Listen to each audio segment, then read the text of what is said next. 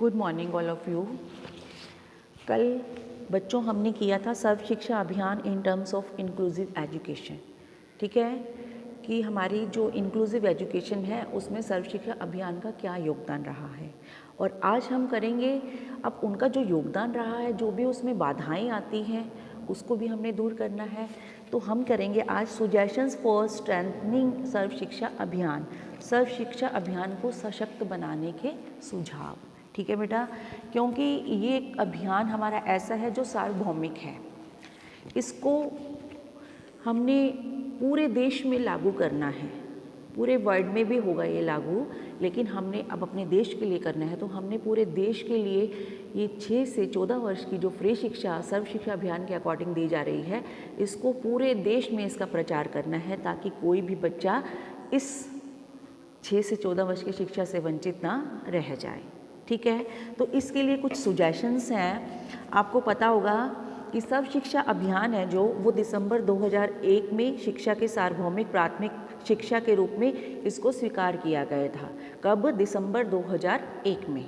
ठीक है, और उसके बाद इसे 2002 से पूरे उत्साह से देश भर में विद्यालयों में लागू कर दिया गया था। 2002 से थोड़ी सी इंट्रोडक्शन है इसकी, जो मेन है उसके बारे में हम बात कर रहे हैं। और वर्तमान में क्या है? वर्तमान में इस समय में इस शिक्षा प्रणाली का उद्देश्य क्या है? प्राथमिक शिक्षा को सार्वभौमिक शिक्षा के रूप में पढ़ाना, सार्वभौमिक शिक्षा बनाना। ठीक है, इसमें प्राथमिक शिक्षा के बारे में है ताकि 6 से 14 वर्ष के बच्चों को जो निःशुल्क शिक्षा दी जा रही है उससे कोई भी वंचित ना रह जाए। ठीक है, सभी को शिक्षा मिलनी चाहिए। और क्या इसमें अनिवार्य भी है ये और निःशुल्क भी है। इस प्रणाली के उद्देश्यों को प्राप्त करने में शिक्षकों को कई बार अनेक कठिनाइयों का सामना करना पड़ता है। अब हमारे पास क्या सुझाव है इन कठिनाइयों को दूर करने के? जो सुजेशंस दिए गए हैं इसके बारे में हम पढ़ेंगे। सबसे पहले है क्या आपका? यह एक कठिन कार्य है। ठीक है, कठिन कार्य कैसे है? देखिए, कई बार क्या होता है, बच्चों के पास फैसिलिटीज़ भी होती हैं, उनके आसपास स्कूल भी होता है, लेकिन फिर भी बच्चे स्कूल में इस सर्व शिक्षा अभियान के अकॉर्डिंग जो ये कैंप चलाया गया है, अभियान चलाया गया है, इसमें बच्चे नहीं आते स्कूल्स में। ठीक है, तो ये भी एक कठिन कार्य है बच्चों को स्कूल में लाना। ठीक है बेटा, तो शिक्षक का तो है ही योगदान, इसमें माता पिता का भी योगदान होना चाहिए। तो इसमें क्या है आपका? सर्व शिक्षा अभियान का जो संपूर्ण व्यवस्थापन एवं व्यापकता है वो एक कठिन कार्य है कि सभी, जैसे हम पूरे देश में सर्व शिक्षा अभियान का जो योगदान है वो क्या है? एक कठिन कार्य है, एक व्यापक कार्य है। इसलिए यह अत्यंत आवश्यक है कि शिक्षकों को वांछित सुविधाएं उपलब्ध करवाई जाएं, क्योंकि शिक्षक इसमें बहुत मेन रोल निभाते हैं। शिक्षक इस अभियान में अपना बहुत जो होता है ना कि कीमती टाइम भी देते हैं। इसलिए हमें इन कठिनाइयों और जो हमारी व्यापकता कठिनाइयों को दूर करने के लिए जो भी हमें प्रॉब्लम्स आ रही हैं उन्हें हमें कैसे दूर करना है वो हमें पता होना चाहिए। और जो टीचर्स बढ़ चढ़ कर भाग ले रहे हैं इस अभियान में, उनके लिए भी एक्स्ट्रा बेनिफिट्स दिए जाने चाहिए। ठीक है, जैसे उनको स्कूल्स में रहने की सुविधा, खाने पीने का प्रबंध, रहने की अच्छी जगह दी जाए ताकि वो बच्चों को क्या करें? अच्छे से पढ़ा सकें और परेशान ना हो। ठीक है, जब हम बच्चों को एक्स्ट्रा टाइम देते हैं, स्टडी एक्स्ट्रा नई टेक्निक से करवाते हैं, अच्छी तरह से हम उन्हें बहुत टाइम देते हैं, तो क्या है? टीचरों का भी इसमें टाइम लगता है। तो टीचर्स को भी क्या होना चाहिए? टीचर्स के लिए भी अच्छी फैसिलिटीज़ होनी चाहिए ताकि वो भी बढ़ चढ़कर इसमें भाग लें। ठीक है बेटा, उसके बाद है सेकंड, इसमें क्या पॉइंट है? निःशुल्क पुस्तकें एवं और भी अदर फैसिलिटीज़। ठीक है, तो इसमें क्या होना चाहिए कि बच्चों के लिए, जैसे अब हमारे पास उनको निःशुल्क और अनिवार्य शिक्षा तो है ही, साथ में क्या होना चाहिए कि बच्चों को फ्री एजुकेशन के साथ साथ उन्हें एक्स्ट्रा जो स्कूल्स में बुक्स मिलती हैं उनकी भी फैसिलिटीज़ बच्चों को दी जानी चाहिए। ठीक है, तो बच्चों के लिए क्या होना चाहिए? स्कूल्स की निःशुल्क जो हमारी इनको स्टडी दी जा रही है उसके साथ साथ इनको पाठ्य पुस्तकों का भी फ्री इनको बच्चों को दी जानी चाहिए ताकि एक्स्ट्रा बुक्स जो इनकी नॉलेज से रिलेटेड हैं वो भी बच्चों के लिए उस बुक्स का प्रबंध किया जाना चाहिए। ठीक है बेटा। और क्या है, दोपहर के भोजन की व्यवस्था। कई बार आपने देखा होगा, अब गवर्नमेंट स्कूल्स है हमारे, वो मध्याह्न भोजन जिसको बोलते हैं, रिसेस में बच्चों को खाना दिया जाता है। ठीक है। तो ऐसे ही जो सर्व शिक्षा अभियान के अंडर हमारी जो पॉलिसीज़ जो अभियान चल रहा है, इसमें भी बच्चों को क्या होना चाहिए, खाना मिलना चाहिए। ठीक है। ताकि बच्चे क्या है, अपनी स्टडी को भरपेट खाने के बाद प्रॉपर वे से पढ़ सकें। ठीक है। तो इसमें क्या होना चाहिए, ऐसा नहीं है कि ये टीचर्स ही, कई बार क्या होता है, कई स्कूल्स में टीचर्स ही इस भोजन में, दोपहर के भोजन की व्यवस्था करते हैं, लेकिन ये गलत है। टीचर्स को ये व्यवस्था नहीं करनी चाहिए। ठीक है।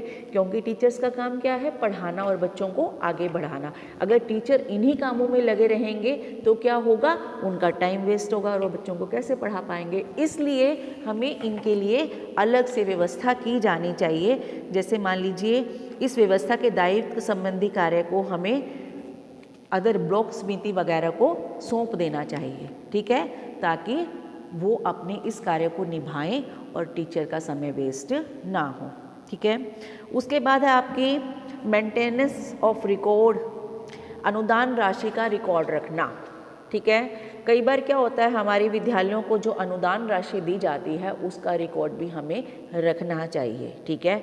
ऐसा नहीं है कि वो खर्च हो गई है, यही नहीं पता किस कार्य में, जो बच्चों की पढ़ाई के ऊपर, स्टडी के ऊपर खर्च करनी थी वो पता नहीं किस और कार्य में लग गई है। ऐसा नहीं होना चाहिए। तो इसका भी रिकॉर्ड होना चाहिए स्कूल में कि जो अनुदान राशि आई है बच्चों के लिए, बच्चों की शिक्षा में उसका सही प्रयोग किया जाए। ठीक है बेटा। और उसके बाद है आपका इन सर्विस टीचर्स ट्रेनिंग, सेवारत काल में शिक्षकों का प्रशिक्षण। कई बार क्या होता है, जो हमारे समाज में नई नई टेक्निक्स आती हैं, ठीक है, नई नई टेक्नोलॉजी आती है, तो इसलिए उससे अपडेट रहना ज़रूरी होता है, टीचर्स को भी और पेरेंट्स को भी।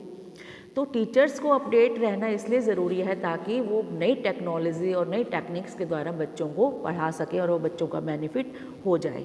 ठीक है बेटा।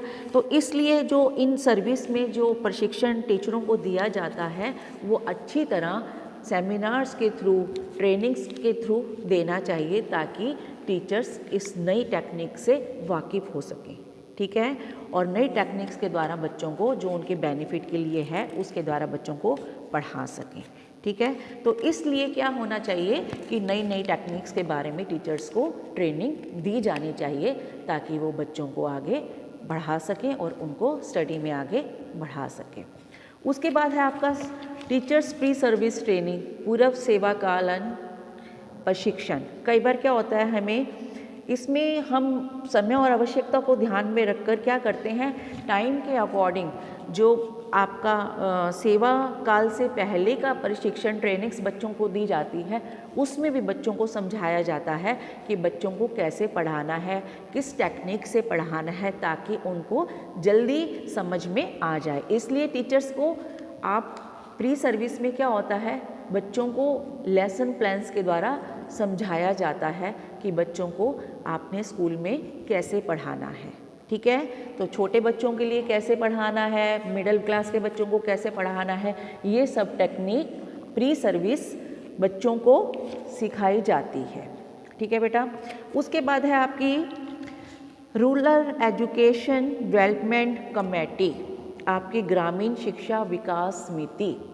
इसमें क्या बताया गया है, जो हमारी ये समिति है, इस समिति के सदस्य क्या चाहते हैं कि इस जो समिति है इसमें क्या होना चाहिए, इसके सदस्य पढ़े लिखे होने चाहिए ताकि जो भी उनको डिसीजन लेना है वो सही ले सकें। ठीक है।